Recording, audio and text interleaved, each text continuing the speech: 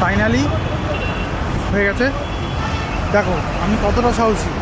শীতকালে অলরেডি এখন কলকাতায় টেম্পারেচার ধরো 16-17 আশেপাশে, কিন্তু আমি আইসক্রিম খাচ্ছি। কোন আইসক্রিম? যেটা বিয়ে বাড়িতে দিয়েছে।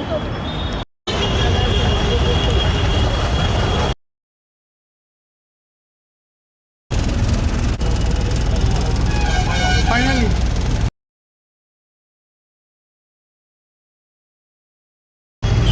দেখতে পাচ্ছ ভাই, রাস্তায় যথেষ্ট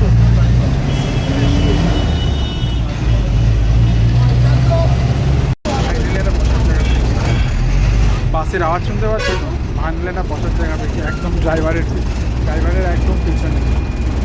দেখাচ্ছি ভিউটা, দেখো এই হচ্ছে ড্রাইভার, এই যে গাড়ি চালাচ্ছে, এই যে আমি বসে রয়েছি। ভাই যথেষ্ট জ্যাম। আমি এখন দোতলায় রয়েছি, যথেষ্ট জ্যাম। ভালো লাগে এইসব, মানে লিটারালি এখনও 9:25 বেজে গেছে অলরেডি, এখনও বাড়ি পৌঁছাতে পারি।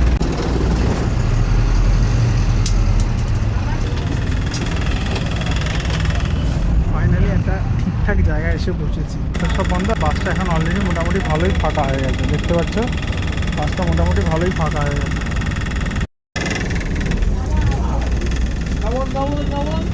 ফাইনালি ভাড়াও কাটা হয়ে গেল। সরি, ঢেউর উঠছে। চলেও এসছি বাড়ির কাছাকাছি, আর 4-5 মিনিট লাগে। মাকে বলেছিলাম 9:30টার মধ্যে ঢুকে যাবো, কিন্তু 9:45 বেজে গেছে। রাস্তায় জ্যাম ছিল ভাই, আমি তোমায় দেখিয়েছি।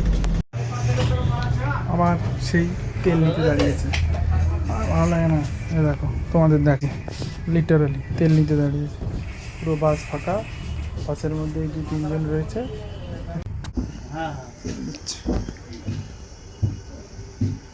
আরে আমি দেখতে পাচ্ছি কন্ডাক্টারও চলে এসছে, আর ওই ড্রাইভারটা এবার চলে। এই দেখো এই পাঁচিলটা টোপকে চলে এলাম এদিকে। রাস্তায় কেউ নেই, দেখতে পাচ্ছ পাড়া মারা অন্ধকার হয়ে গেছে, ফাঁকা হয়ে গেছে। এই যে চলে এলাম, এইবার এই যে গলি। বাবা শান্তি। তাহলে আমি দেখতে পাচ্ছ, এই দেখো গলিতে চলে এসেছি, পুরো অন্ধকার, সবাই ঘুমিয়ে পড়েছে। এ দেখো ভাই, সত্যি কথা ভাই, সত্যি কথা যা। ফাইনালি আমি বাড়ি থেকে বেরিয়েছিলাম কটায়? ঠিক 6টায়, আর এখন ঢুকছি বাজে 10টা। তার মানে ঠিক লাগভাগ আমার লাগলো 6 ঘন্টা, 4 ঘন্টা। সরি, কিসের আওয়াজ হলো? আমি পিছনে দেখলাম বাড়ির এই বেড়ালটা। এই দেখেছো দেখো, আমি তো চমকে গেছিলাম, দেখি এই বেড়ালটাই যায় আমাকে স্বাগত করছে রাত্রেবেলা।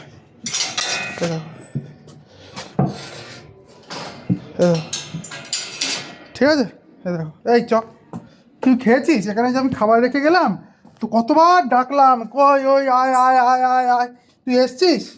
হেই তুই এসছিস?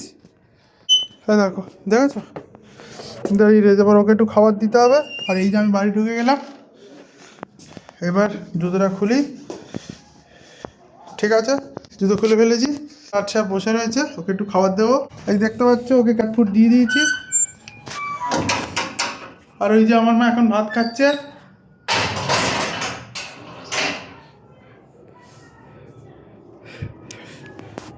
ঠিক আছে,